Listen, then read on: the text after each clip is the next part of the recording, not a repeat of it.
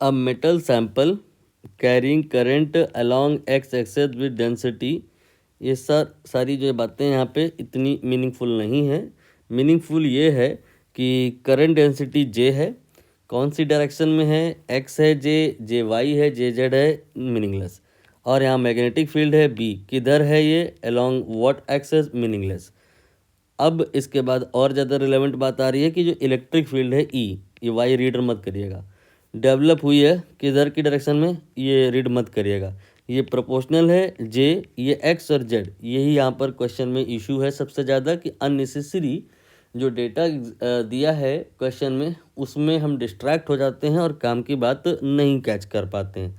काम की बात यहाँ पे सिर्फ इतनी है कि जो इलेक्ट्रिक फील्ड है, अंडरलाइन करता चलो मैं, वो जो इलेक्ट्रिक फील्ड है वो डायरेक्टली प्रोपोर्शनल है किसके और किसके, electric field directly proportional J X नहीं, ओनली जे रीड करिए, J and B, that's it. तो जब प्रोपोर्शनलिटी हटाओगे तो एक कांस्टेंट आएगा, उसकी यहाँ पर डायमेंशन या यूनिट जो भी आप समझ रहे हैं निकाल सकते हैं। तो हम जो पहली क्वेश्चन लिखेंगे दैट विल बी व्हाट, कि जो यहाँ ये इलेक्ट्रिक फील्ड है E, that will be directly proportional to the product of what and what, J and B. J के भी प्रोपोर्शनल है, बी के भी प्रोपोर्शनल है, मतलब इन दोनों के प्रोडक्ट के डायरेक्टली प्रोपोर्शनल है। अब हम प्रोपोर्शनलिटी कांस्टेंट हटाएंगे, एक कांस्टेंट यहाँ पे लेके आएंगे, हमने उसे सी लिख दिया है और इसी सी का हमें यहाँ पे यूनिट निकालना है। तो हमें इसका मतलब इस फार्मूले में ई और जे और बी इनकी यूनिट रखनी होगी। सबसे आसानी से जो ध्यान आ जाता है वो है J, that is I by A, it is current density यानी कि करंट पर यूनिट एरिया।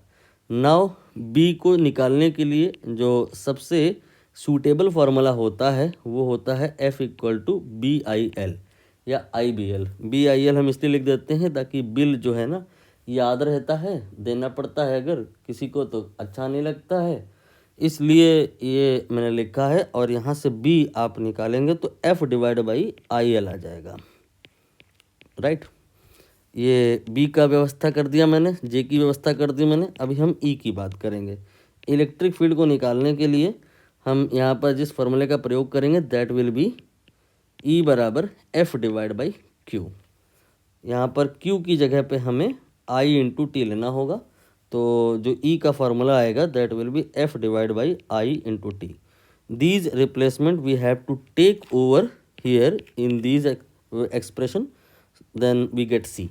तो ई का वैल्यू मैं रखने जा रहा हूँ, ये वाला वैल्यू यहाँ पे, फिर ये वाला वैल्यू यहाँ पे और ये वाला वैल्यू यहाँ पे। तो क्या आ जाएगा, F then divide by I T, then we have C, then J that is I by A, and then B। B का वैल्यू है F divided by I L. आप देख रहे होंगे कि F तो कैंसिल हो जा रहा है, I भी कैंसिल हो जा रहा है, और एक I अभी कैंसिल नहीं हुआ है, वो रह जाएगा, रह जाने दीजिए। C की वैल्यू उसी के टर्म में निकाल लीजिए, तो ये आ जाएगा, ये इधर की तरफ आ जाएगा क्रॉस मल्टीप्लाई होके A। देन इसके बाद में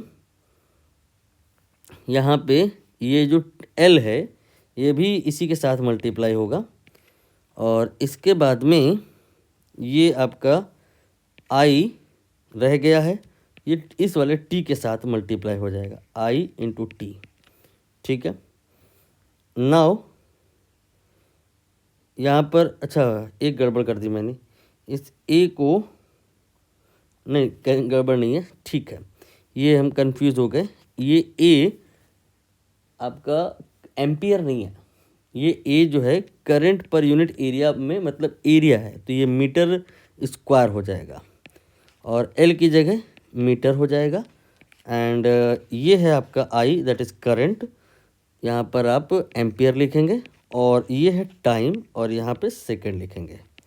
तो आंसर ये मीटर स्क्वायर थे, दो बार हो मीटर स्क्वायर और मीटर से मल्टीप्लाई होएगा तो ये हो जाएगा metre cube and divided by A S. तो metre cube divide by A S, ये आपका बी ऑप्शन में है, यही करेक्ट होगा।